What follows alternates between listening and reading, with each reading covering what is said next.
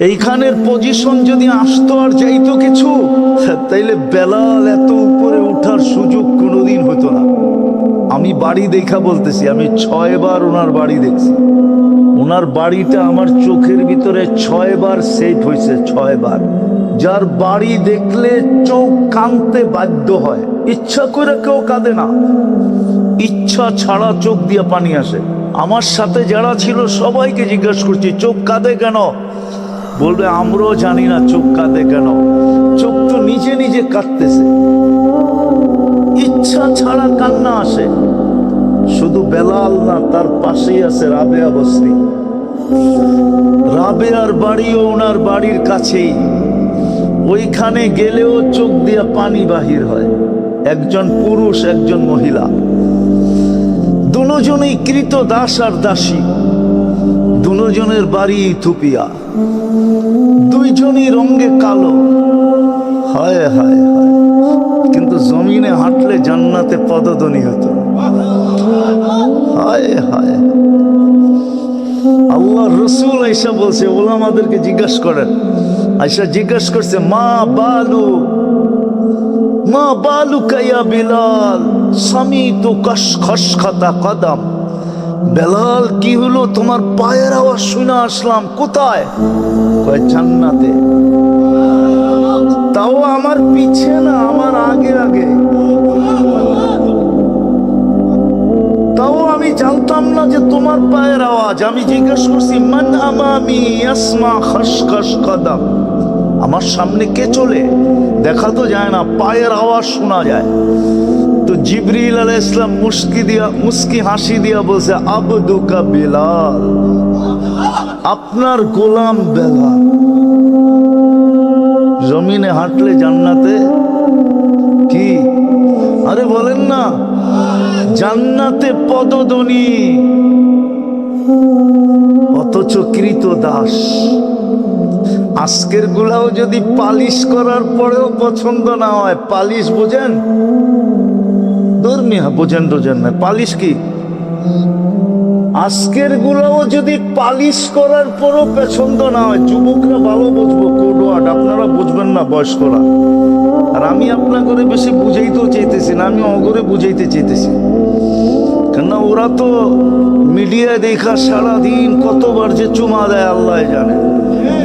ধরতেও পারে না, ছুঁইতেও পারে না, শুধু দেখতে পারে, ধরতেও পারে না।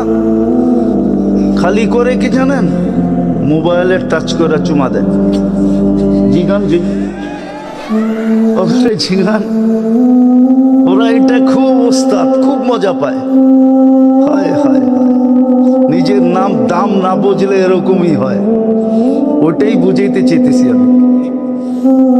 এখন তো পালিশ করলেও পছন্দ হয় না। 1400 বৎসর আগে, 1000 বৎসর আগের রাবেয়া কেমন ছিল, যখন কোনো পালিশ দুনিয়াতে আসে নাই?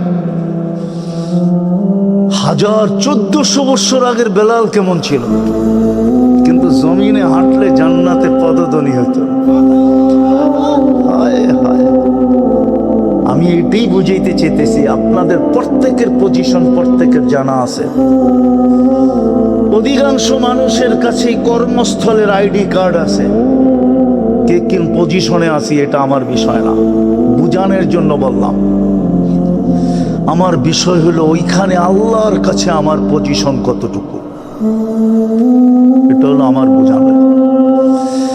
এইখানে পজিশন তো বেশিক্ষণ না, এটাও বুঝাইলাম বেশিক্ষণ না। অবস্থান আছে ওই নদীর মতো, নদীর এপার ঘাঙ্গে ওকার গড়েই তো নদীর খেলা। পজিশন আছে তো দাম আছে, পজিশন নাই দাম নাই। বাড়িওয়ালা আছে তো দাম আছে, বাড়িওয়ালা নাই দাম নাই, দাম নাই।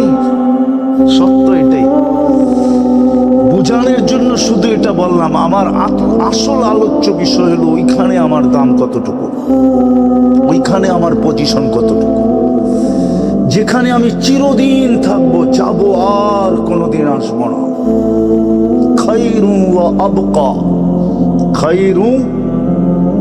জিজ্ঞাসা করেন কোরআন পড়তেছি না অন্য কিছু পড়তেছি হুজুর?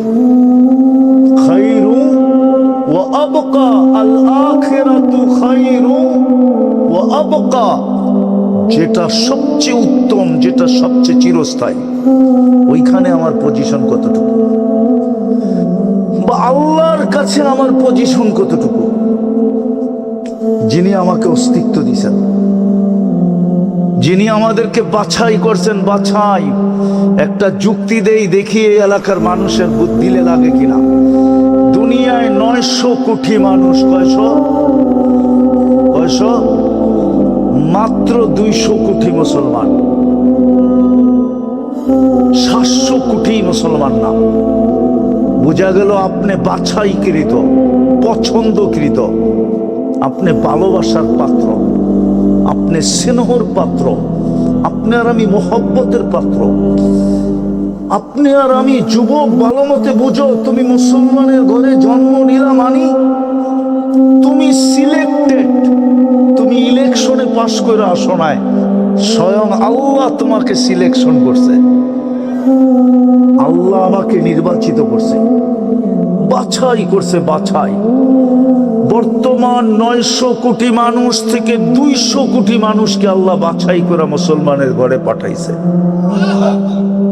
আমি কার বাছাই? আল্লাহকে। চিনেন আল্লাহকে? আফসোস, আফসোস। হায়, আমার কান্না তো এটাই যে আমার জাতি তো নিরক্ষর না, সবার কাছে অক্ষর আছে। এখন আর বাংলাদেশে পাওয়া যায় না নিরক্ষর লোক, যে বাংলা দেখলে পড়তে পারে না, এরকম নিরক্ষর লোক এখন বাংলাদেশে নাই। ওরা সব কবরে চলে গেছে। সবার কাছে অক্ষর জ্ঞান আছে, থাকলে কি হবে, কিন্তু 99 নামের অর্থ কেউ দেখে না। এই যুবকরা সারা দিন মিডিয়ায় চোখ রেখা বসে থাকে, ইন্টারনেটও মাঝে মাঝে ওর জন্য পাগল হয়ে যায় যে আর কত আমি চলমু, চলতে চলতে চলতে মাঝে মাঝে স্লো হয় না। হ্যাঁ, কি স্লো হয় না? হয় না। ওরা তো বোঝে না কেন স্লো হয়, ওরা তো চিল্লায়, ফোন করে ওয়াইফাই আলারে, কিরে স্লো গিয়ে লেগা। ইন্টারনেটও চলতে চলতে মাঝে মাঝে ক্লান্ত হয়ে যায়, স্লো হয়ে যায়, ঠিক না? ওরাও সারা দিনে একবার না, সপ্তাহে একবার না, মাসে একবার না, এক যুবক বলতে পারবে না যে আমি 99 নামের অর্থ একবার দেখছি জীবনে, একজনও বলতে পারবে না। তাহলে আল্লাহ চিনল কোত্থেকা, কোন দলের কে নির্বাচিত করছে এটাই তো জানে না। যদি জানতো, কসম খোদার ওদের চুলের স্টাইল এরকম হইতো না। আমি গত রবিবারে আসছি ইংল্যান্ড থেকে, এইবারও 5ই আগস্ট আমার দেখার সুযোগ হয় নাই। প্রথম যেদিন হয়েছিল ওই দিনও দেখার সুযোগ হয় নাই। প্রথম 5ই আগস্টের আগে আমি জুলাই 18 তারিখে চলে গেছিলাম। এইবারও আমি জুলাইয়ের আরো 2 দিন আগে চলে গেছি, 16 তারিখে চলে গেছি আমি দেশ থেকে। আমি তো আসছি এই 8 তারিখে। চুলের স্টাইল এরকম হইতো না, আমি তো ইংল্যান্ডে এরকম চুল দেখে আইলাম না। কেন? এখানে তো চুল কাটা এত সস্তা না, এখানে তো 500-1000 দিয়ে কাটানো যায়, ঠিক না? হ্যাঁ হ্যাঁ, 1000 টাকার 168 দিয়ে পাক দাও, দেখো কয় পাউন্ড হয়। তোমাকে ডিজাইনের চুল কাটতে গেলে 200 পাউন্ড লাগবে, 200 পাউন্ড। ভালো মতো দেখো আমার দিকে। এখানে তো 1000 টাকা দিয়ে এই ডিজাইন কাটা যায় বাবু। ডিজাইন তো সব নেটের থেকে নেওয়া, একটা ডিজাইনও নাই যে দেখবেন না আপনি সেলুনে, একটা ডিজাইনও নাই। ওরা নেটের থেকে ডিজাইন নিয়ে স্ক্রিনশট দেয়, স্ক্রিনশট। চিনেন? হ্যাঁ, চিনে তো। ওদেরকে দেখা দেখে এখন পিচ্ছি গুলো কাটা শুরু করছে, এই যে পিচ্ছি পিচ্ছি। আবার মাঝে মাঝে দেখি বুড়ারও কাটে। হ্যাঁ, হায় হায়, আমি তো দেখলাম না। ওরা যদি আল্লাহ চিনতো আর যদি জানতো আমাকে নির্বাচিত কে করছে, আমি কার বাছাইকৃত, কার ভালোবাসার ফল আমি, কে আমাকে ভালোবাসছে, কসম খোদা। আল্লাহ নিচে বলতেছে ইন্নিয়া ইবনা আদম ইন্নী লাকা মুহিব্বা। ও বন্ধুর উম্মত, কান খুইলা শোন। হুজুররা আবার উল্টা পাল্টা লেখে কিনা ফেসবুকে বলে ফেলবো।